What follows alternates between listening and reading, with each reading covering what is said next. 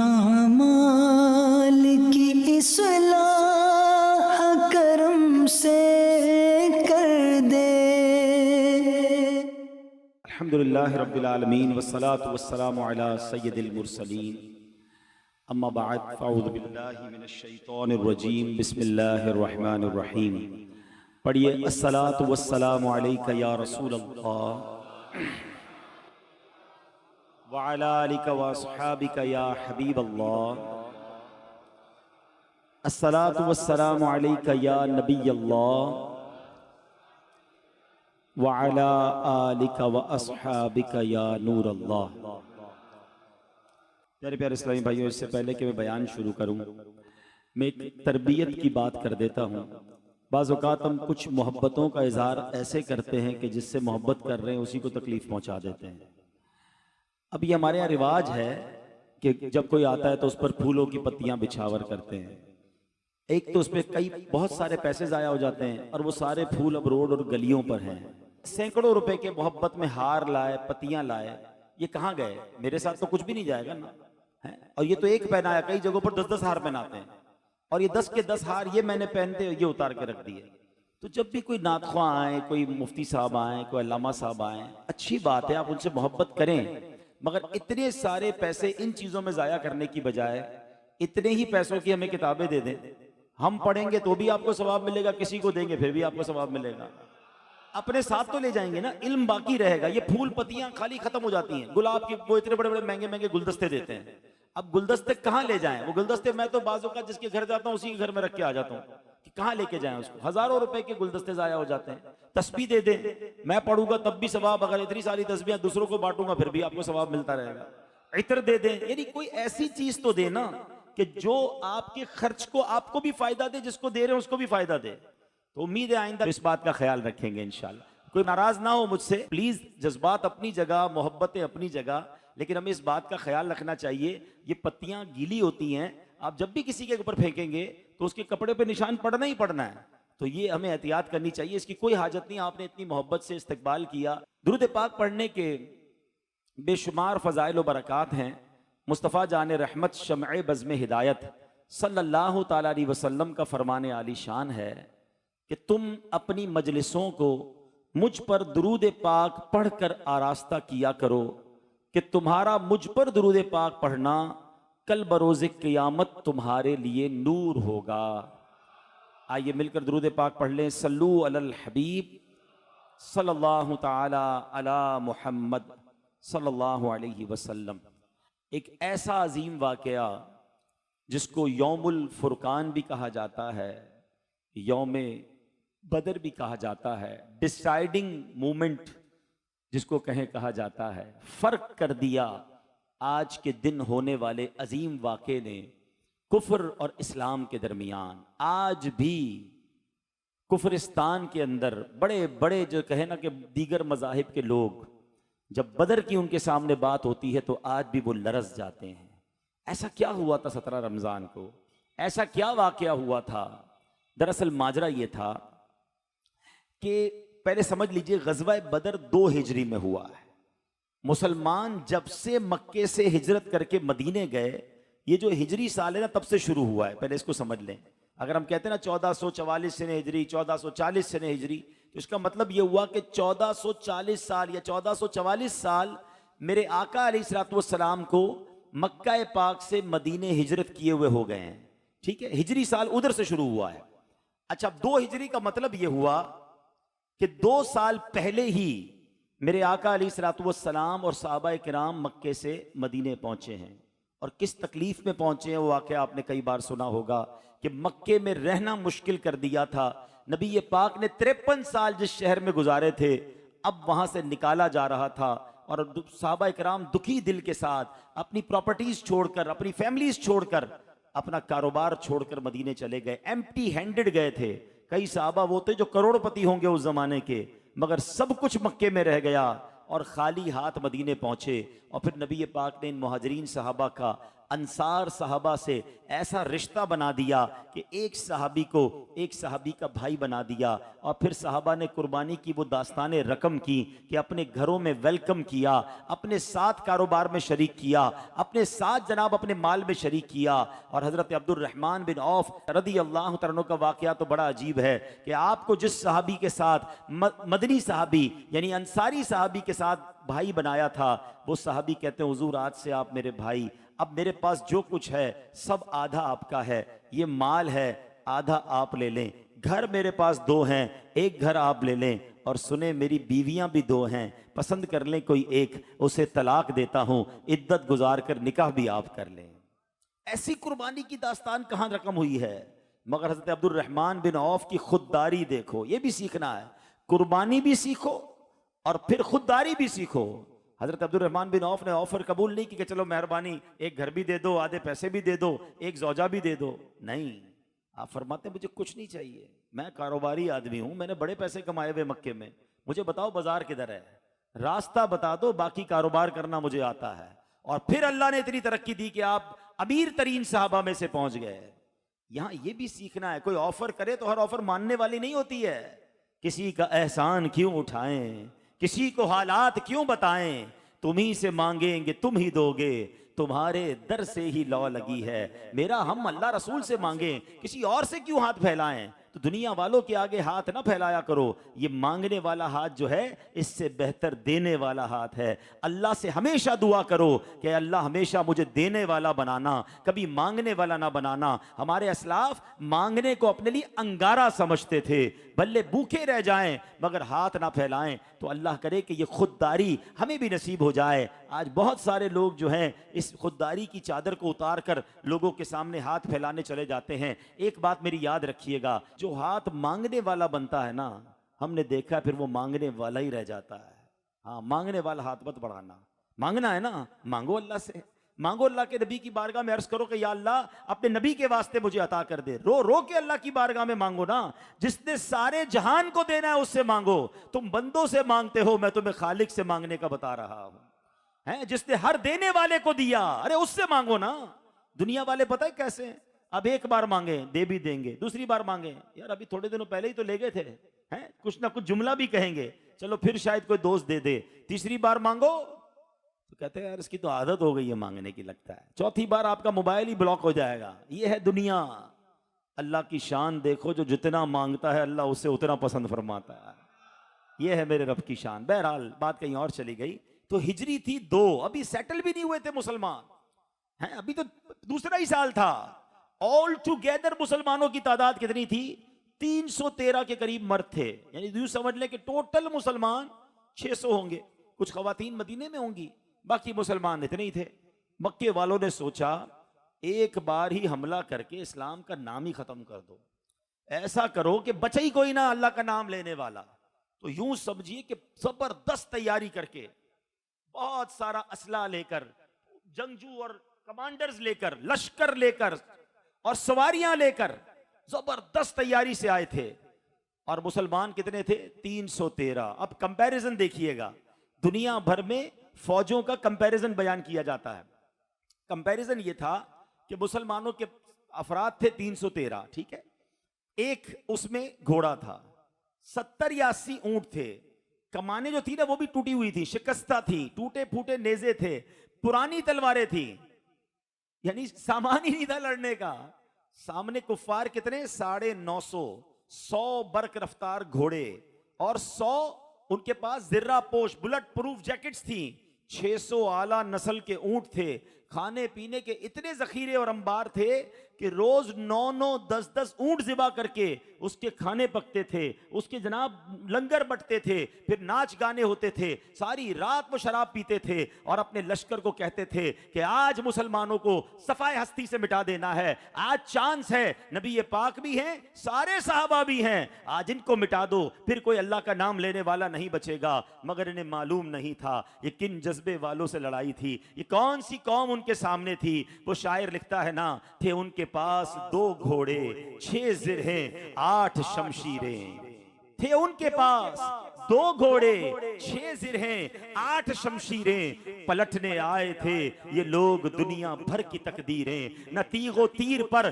तकिया, न खंजर पर, न भाले पर, भरोसा था खुदाए पाक और लौलाक वाले पर। ये लश्कर सारी दुनिया से अनोखा था, निराला था कि इस लश्कर का अफसर मुस्तफा लौलाक वाला था। अब हुआ किया, मुसलमान जब वहां बदर के मैदान में पहुंचे तो अब मुसलमानों वाली जो साइड थी ना, उस साइड पर रेतीली जमीन थी हैं, और सामने बिल्कुल क्लियर जमीन, इधर पानी भी नहीं उधर पानी भी थे। काफिरों ने जाकर पहले कुएं भी कब्जे कर लिए, उनके घोड़े वगैरह भी सही जगह बांध दिए, और मुसलमानों के पास घोड़े भी खड़े नहीं हो पा रहे, रेतीली जमीन है, पानी भी नहीं है। साहबा ने कहा हुजूर ये हम कहाँ आ गए हैं, ये हमारी जो बाइफर्केशन है, हमारी जो तकसीम है ज़मीन की, ये भी ठीक नहीं है, हम कैसे यहाँ लड़ेंगे, यहाँ पानी भी नहीं, यहाँ बैठने की जगह भी नहीं है। अल्लाह अकबर। अब जो गैबी मदद आई ना, हाँ ये सुनने वाली बात है, बदर से पहले क्या क्या हुआ, ऐसी गैबी ममदाद आई।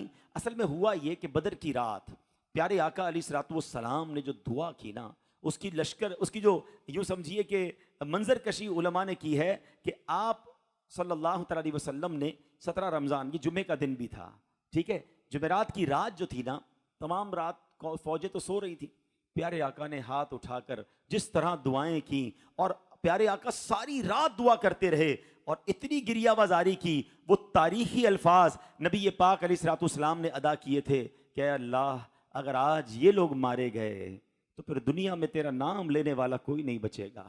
अल्लाह आज तूने अपने दीन को बचाना है, ए रब्बे करीम गैबी मदद करनी है। नबी पाक दुआ फरमा रहे हैं, मेरे आका की मुबारक चादर कांधों से नीचे तशरीफ ले आती है, सैयदना अबू बकर सिद्दीक आते हैं और आका की चादर उड़ाते हैं और पीछे से लिपट जाते हैं। कहा हुजूर अब बस कीजिए, अल्लाह अपना वादा पूरा फरमाएगा, आपकी दुआ जरूर कबूल होगी। अब सुनो, जब सुबह होती है तो क्या जबरदस्त गैबी इमदाद शुरू हो जाती है। अब पहले जंग से पहले बारिश होती है, और ये बारिश ने पासा ही पलट दिया। अब जो रेतीली जमीन थी ना, वो हो गई सॉलिड जमीन, पानी पड़ जाए तो वो नॉर्मल हो गई, और उन्होंने पॉट्स बना लिए, साहबा किराम ने पानी भी भर लिया, तो यहां कुएं भी हो गए। उनकी जमीन जो क्लियर थी, वो सॉफ्ट जमीन थी, अब वो चिकनी हो गई क्योंकि वहां बारिश पड़ चुकी थी। अब उनको ठहरना मुश्किल, और मुसलमानों की जमीन वाली साइड नॉर्मल हो गई। अब एक और कमाल ये हुआ, आज साइंटिफिकली एडिटेड का दौर है, अब इमेजिनेशंस का दौर है। हम देखते हैं कि आप इतने बड़ी मस्जिद के इज्तिमा को कोई एडिट करके इतना सा कर दे, या इतने से लोग हों उसको एडिट करके बहुत बड़ा कर दे। साइंस ने आज ये किया, उस दिन ये हुआ, अल्लाह ने मदद ये की कि मुसलमानों को जो इतने सारे 3 गुना काफिर थे ना, वो थोड़े नजर आ रहे थे। अब बद्दे ही सामने थोड़े हों, आप 100 आदमी हो सामने 20 हो, आप तो बोले ना अब तो खैर ही नहीं, अब तो छोड़ेंगे ही नहीं हैं। अब ये थे 313, इनको ये सामने वाले अल्लाह ने थोड़े दिखाए। ये अल्लाह की शान देखें, कुदरती। और उनको, अब वो 950 थे, मुसलमान 313 थे, उनको मुसलमानों का लश्कर बहुत बड़ा नजर आने लग गया।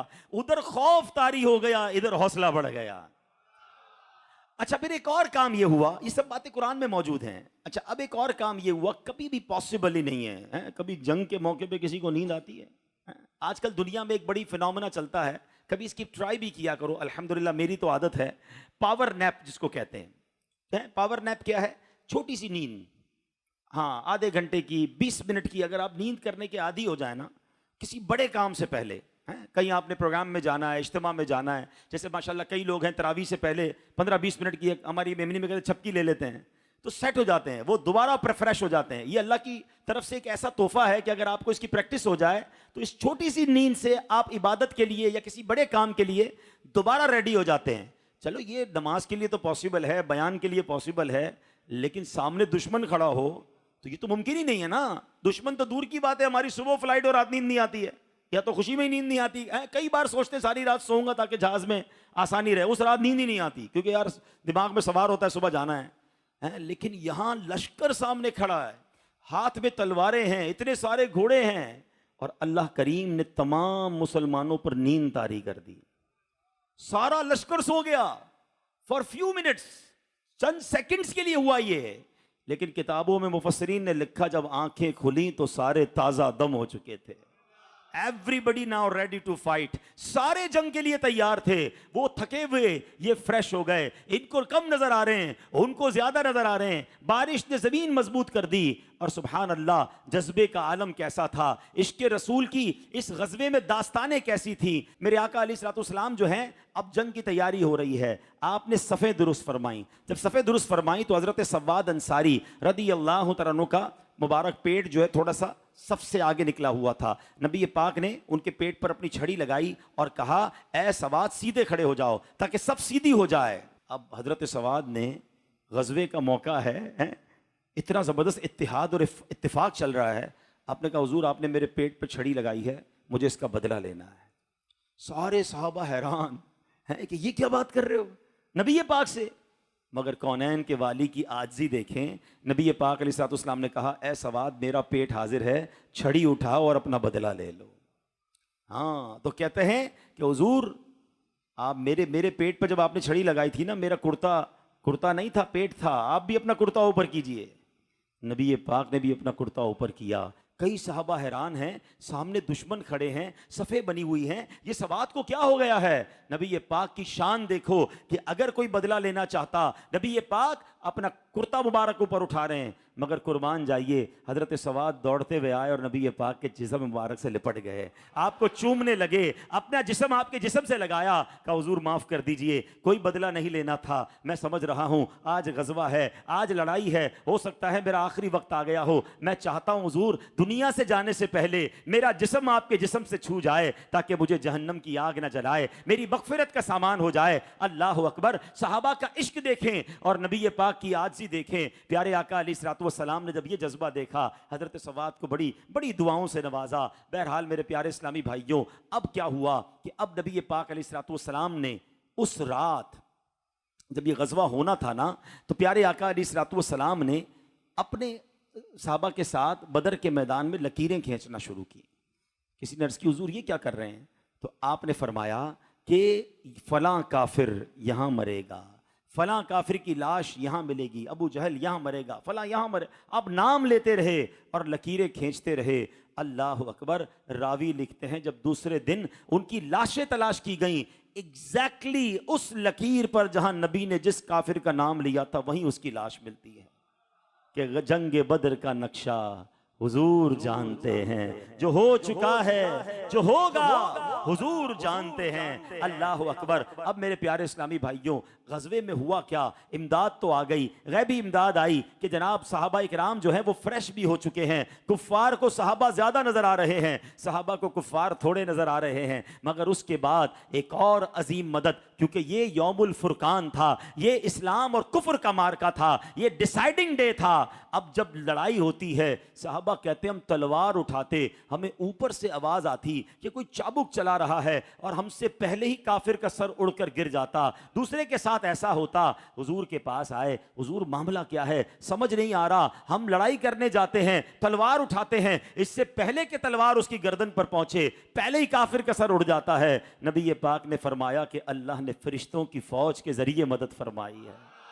ऐ मेरे सहाबा, ये तीसरे आसमान से मदद आई है. पहले 1000 फरिश्ते आए, फिर 3000 फरिश्ते, और फरमाया फिर 5000 फरिश्तों के जरिए मुसलमानों की मदद की गई. अल्लाह अकबर. ये वो मार्का है जिसमें मुसलमानों का साथ, सहाबा का साथ जो है वो फरिश्तों ने दिया, और ऐसी अल्लाह ने फतह नसीब की. इतना खौफ तारी हो गया. बड़े बड़े जर्नैल थे, बड़े बड़े सिपह सालार थे, उनकी फौज के बड़े बड़े बहादुर थे, मगर वो कांपने लग गए कि ये कौन है जो हमें मार रहा है, नजर नहीं आ रहा हमारा दुश्मन, और जनाब हमारी कौम तितर बितर हो रही है. बहरहाल वो इस तरह गमजदा और खौफजदा होकर भागे. 70 कुफ्फार मारे गए और कई गिरफ्तार हुए. इनका साजो सामान भी मुसलमानों को मिला. मगर इस गजवे में 14 साहबा, बदरी साहबा भी शहीद हुए. मेरे प्यारे इस्लामी भाइयों, यूं तो बहुत सारे गजवे हुए, यूं तो बहुत सारे वाकयात हुए, मगर गजवा बदर की सुभान अल्लाह जो तारीख है और गजवा बदर की जो अहमियत है, साहबा इकराम की कैटेगरी حدیث بیان ہوتی ہیں, صحابہ کرام کے مرتبے بیان ہوتے ہیں.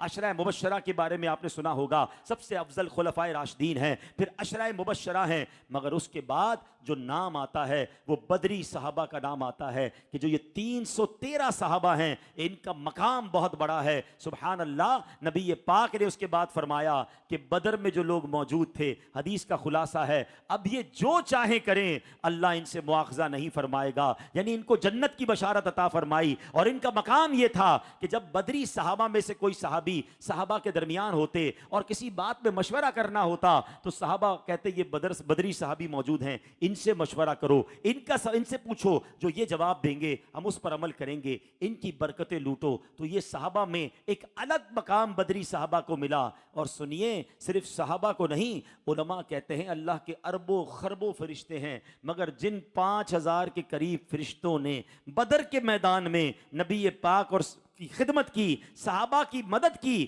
اللہ کریم نے ان 5000 فرشتوں کو بھی اسپیشل مقام عطا فرمایا ہے.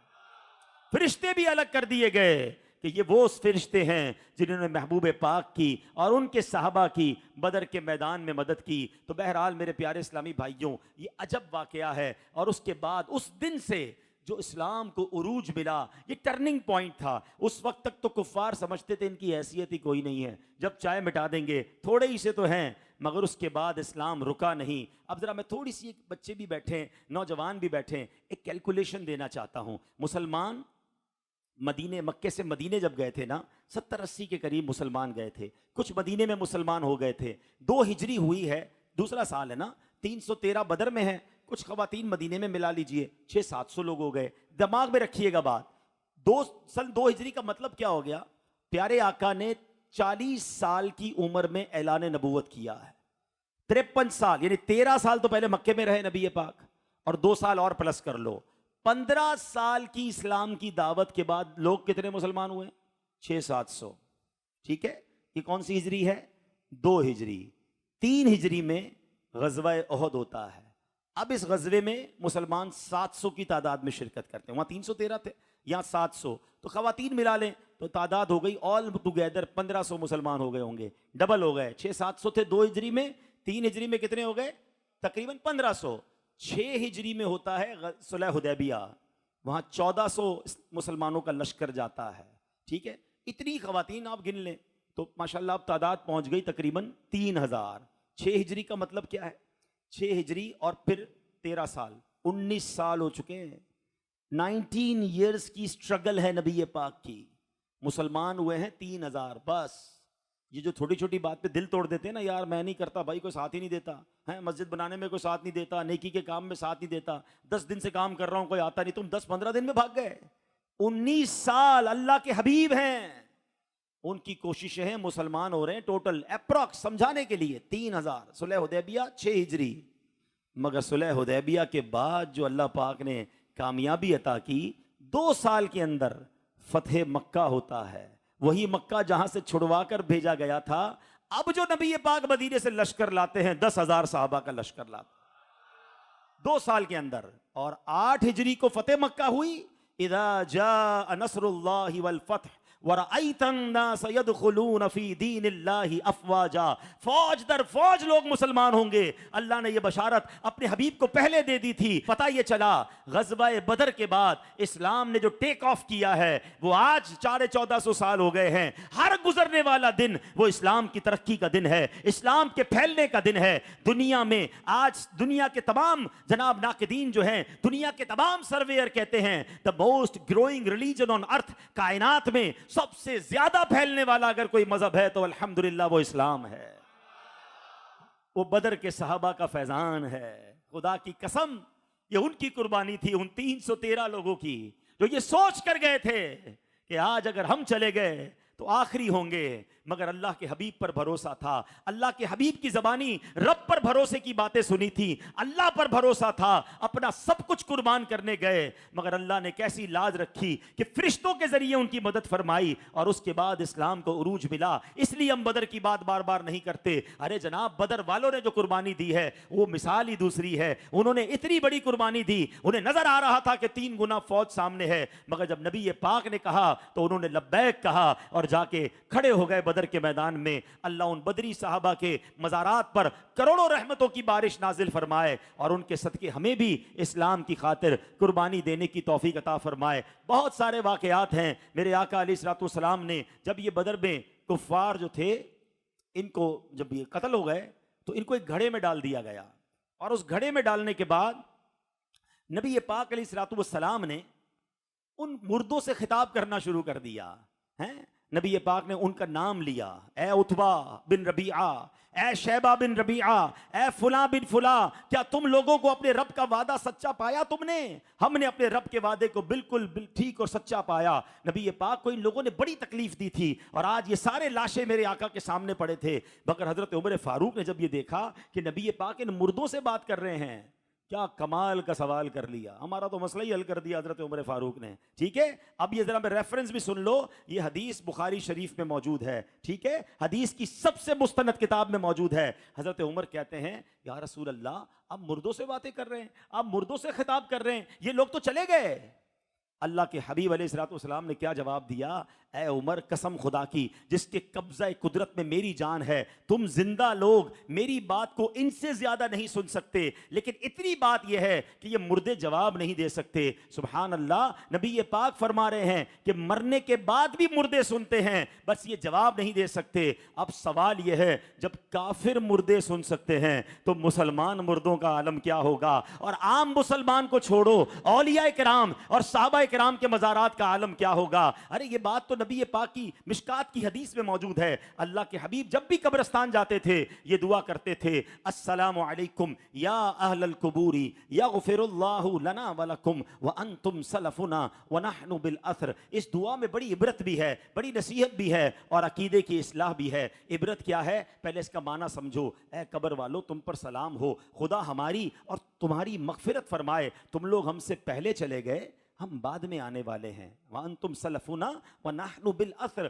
ہم پیچھے آنے والے ہیں۔ قبرستان جا کر جب یہ دعا پڑھو تو یہ خیال بھی دل میں لایا کرو، آج جس قبر کے پاس کھڑے ہو کر دعا کر رہا ہوں کل میری باری ہے، عبرت حاصل کیا کرو۔ لیکن السلام علیکم یا اہل القبور، اے قبر والوں تمہیں سلام ہو، سلامتی ہو۔ اب یہ تو سنت ہے قبرستان جا کے دعا کرنا، ہم میوہ شاہ جا کر دعا کریں، طارق روڈ کے قبرستان میں جا کے دعا کریں۔ سارے ہی اولیاء کرام تو نہیں ہے نا، گناہ گار بھی ہیں، عام مسلمان بھی ہیں، اولیاء بھی ہوں گے۔ تو جب کسی گناہ گار مسلمان کو یا اہل القبور کہنا جائز، بلکہ حدیث سے ثابت، تو اگر کوئی یا رسول اللہ کہے، یا غوث اعظم کہے، یا داتا گج بخش ہے، تو کیوں کسی کو پرابلم ہوتی ہے؟ ارے یہ تو بالکل سیدھی سیدھی بات ہے کہ دنیا سے جانے کے بعد بھی کسی کو یا کہنے میں کوئی حرج نہیں ہے، تو معاملہ کچھ اور ہے، ان کو تکلیف کچھ اور ہے۔ بہرحال میں نے آج آپ کے سامنے بدر کے واقعے سے یہ بات ثابت کی کہ میرے آقا نے بخاری شریف کی حدیث آپ کو سنائی کہ ان بدر کے گھڑے میں پڑے ہوئے مردوں سے خطاب بھی فرمایا، اور نبی پاک عام مسلمانوں کی قبروں پر جا کر بھی یا اہل القبور فرمایا کرتے۔ تو بہرحال میرے پیارے اسلامی بھائیوں، آج میں ایک اور مشورہ دیتا ہوں، آپ میں سے بہت لوگ تکلیف میں ہوں گے، بیمار ہوں گے، پریشان ہوں گے زندگی میں۔ علماء کہتے ہیں جب کوئی بندہ تکلیف میں ہونا، پریشانی میں ہو، اصحاب بدر کا واسطہ پیش کرے۔ اللہ کی بارگاہ میں یہ بڑا مقبول سمجھے کہ واسطہ ہے، یہ بڑے مقبول لوگ ہیں۔ جب آپ پھنس جاؤ نا کہیں تو اللہ کی بارگاہ میں کہ اللہ تجھے اصحاب بدر کا واسطہ۔ اچھا، ان کے ایصال ثواب کے لیے جتنی توفیق ہو، 313 روپے کی نیاز دے دیں، 3130 روپے کی نیاز دے دیں، 313 کا عدد آنا چاہیے، جتنا اللہ نے دیا، 3,13,000 کی لنگر دے دیں، کسی غریب کی مدد کر دیں، ٹھیک ہے۔ اور ایک اور طریقہ، ان کے نام کتابوں میں مل جاتے ہیں، جو صحیح پڑھ سکے نا 313 اصحاب بدر کے نام پہلے پڑھیں اور پھر اللہ کی بارگاہ میں دعا کریں۔ ہاں، یہ بڑا مجرب ہے، جب ان کے پورے نام پڑھ کر کوئی اللہ کی بارگاہ میں دعا کرتا ہے، اللہ کریم اس کی غیبی مدد فرماتا ہے۔ اللہ سے عرض کرنا، مولا ان بدر والوں کا واسطہ جن کی فرشتوں کے ذریعے تو نے مدد کی، اپنے اس بندے پر بھی غیبی مدد فرما دے، اپنے غیب کے خزانوں سے عطا فرما، وہ ضرور عطا فرمائے گا۔ تم بیمار ہو، پریشان ہو، مصیبت میں ہو، ضرور دعا کرنا۔ تو بہرحال میرے پیارے اسلامی بھائیوں، یہ بدر کا واقعہ ہم سب کو بہت کچھ سکھاتا ہے۔ میں اللہ سے دعا کرتا ہوں اللہ ہم سب کو اصحاب بدر کے صدقے ہماری مغفرت فرمائے، ہمیں بھی دین کی خاطر قربانی کا جذبہ عطا فرمائے، نبی پاک سے سچی محبت عطا فرمائے۔ وہ شاعر کہتے ہیں نا، کروں تیرے نام پہ جان فدا، نہ بس ایک جان دو جہاں فدا، دو جہاں سے بھی نہیں جی بھرا، کروں کیا کروڑوں جہاں نہیں۔ اللہ نبی پاک کے نام پر سب کچھ قربان کرنے کی توفیق عطا فرمائے۔ اللہ کریم آپ سب کو دنیا اور آخرت کی برکتیں عطا فرمائے۔ میرے اعمال کی اصلاح